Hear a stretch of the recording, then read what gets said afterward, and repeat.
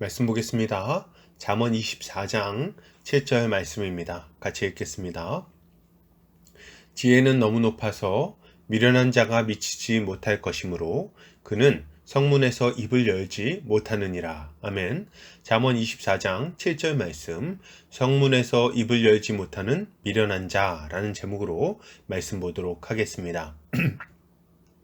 신자는 하나님의 지혜를 추구하며 살아가는 자입니다. 왜요? 하나님의 지혜야말로 우리의 인생을 복되게 할 뿐 아니라 이웃에게도 유익을 끼칠 수 있는 진리라는 것을 잘 알기 때문입니다.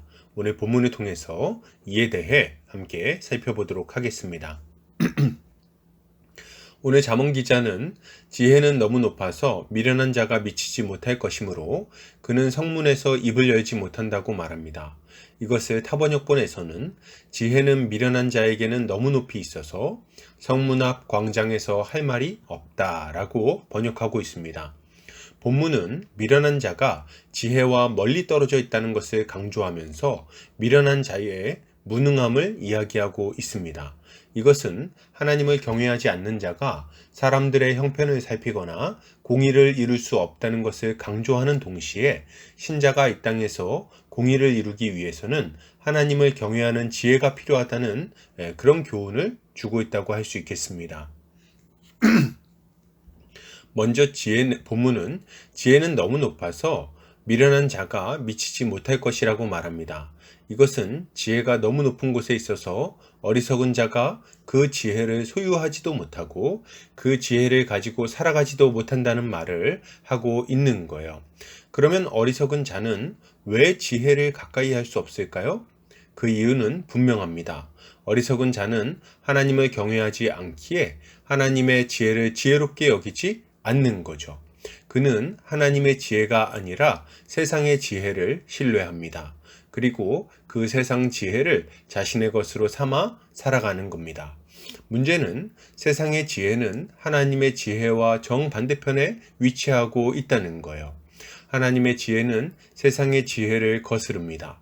왜냐하면 세상의 지혜는 온전히 나를 향해 있고 하나님의 지혜는 하나님과 이웃을 향해 있기 때문입니다.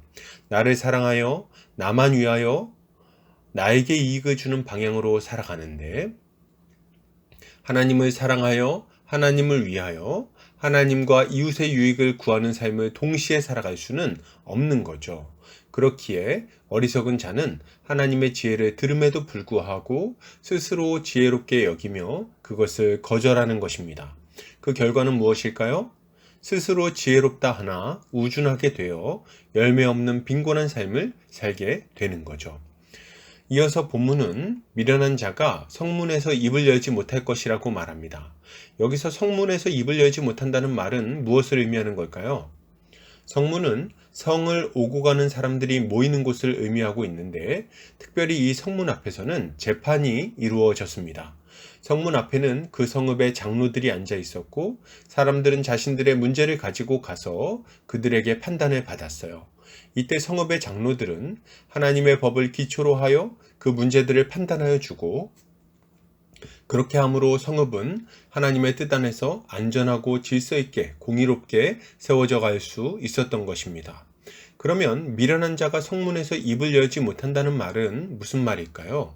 이것은 미련한 자가 다른 사람의 어려운 일을 해결하는 데 있어서 무능력하다는 것을 말하는 동시에 하나님의 공의를 드러내고 잘못을 바로잡는 데 있어서도 무능력하다는 것을 알려주는 말이라고 할 수 있습니다. 그러면 미련한 자는 진짜로 성문에서 입을 열지 않을까요? 그렇진 않죠. 아마도 그는 자신의 짧은 견해로 이 말 저 말을 던져댈 것이 분명합니다. 그러나 그는 하나님이 세우신 기준을 알지 못하기에 잘못된 대안을 제시할 뿐 아니라 죄인을 옳다하고 의인을 억울하게 하는 미련한 짓을 반복하게 되는 것입니다. 그 결과는 무엇이겠습니까? 문제를 해결하지 못할 뿐 아니라 억울한 사람을 만들어내고 본인은 다른 사람의 죄에 얽혀서 같이 죄를 범하는 어리석은 행동을 하게 되는 거예요. 이게 얼마나 미련하고 어리석은 일입니까? 우리는 종종 다른 사람들의 일에 오지랖 넓게 참견하는 사람들을 볼 수 있습니다. 어려움을 당하고 있는 사람들에게 가서 쓸데없는 이야기를 하는 거예요. 자기는 그게 문제야. 그때 그냥 눈 딱 감고 모른 척 했어야지. 왜 그걸 정직하게 얘기를 해? 혹은 배우자가 바람을 피울 때는 맞바람 피우는 게 최고야. 자기도 당해봐야 돼.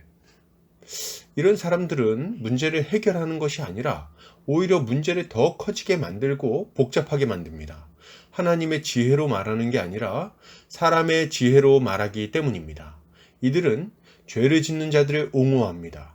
아니야, 괜찮아, 괜한 생각하지 마. 그렇게 안 하는 사람이 어디 있어. 그 정도 다 하고 살아. 회개를 촉구해서 죄의 구렁텅이에서 빠져나오게 해야 되는데 오히려 그들의 양심을 마비시키는 말을 막 하는 거예요. 이들은 의를 행하는 자들의 발목을 잡습니다. 야, 왜 너만 깨끗한 척해? 모난 돌이 정맞는 거야. 눈치도 없니 너는? 왜 사람들을 불편하게 해? 착한 일을 격려하고 함께 의를 행하지는 못할 망정, 의로운 사람의 의지를 꺾어서 주저앉히는 일을 지금 하고 있는 거죠. 여러분, 이런 자들이 하나님의 일을 할 수 있겠습니까? 하나님이 기뻐하실 만한 선한 열매를 하나인들 맺을 수 있겠습니까? 이들은 돈을 많이 벌고 성공을 하고 권세를 가진다 해도 하나님께 버림받게 될 것이요, 하나님의 저주를 받아 망하게 될 것이 분명합니다. 예, 하나님은 이들을 모른다고 하실 거예요. 그러므로 여러분, 이것을 생각해 볼 때 신자가 가져야 할 마땅한 모습은 무엇일까요? 먼저 우리는 하나님을 경외하며 두려워하는 마음을 가져야 됩니다. 복음의 메시지를 날마다 생각하며 주의 엄위하심과 은혜로우심, 그가 우리에게 명하신 거룩한 명령에 대해서 생각해야 돼요. 우리는 날마다 세상의 영향을 받는다는 것을 기억해야 됩니다. 세상은 우리의 생각을 계속 뒤흔들고 우리의 마음을 요동하게 만들어요. 그렇기에 우리에게 필요한 게 있습니다. 그게 뭡니까? 그리스도의 십자가를 바라보며 그분이 베푸신 은혜를 생각하는 것이 반드시 필요합니다. 우리는 십자가를 바라봄으로 우리의 뒤틀린 가치관을 바로잡고 요동하는 마음을 다잡을 수 있는 거예요. 거룩하신 주님을 바라보며 우리가 추구해야 할 바가 무엇인지를 분명하게 해야 된다는 것입니다. 그리고 우리는 이 기준을 가지고 교회에서 그리고 세상에서 하나님의 뜻을 이루어가야 하는 거죠.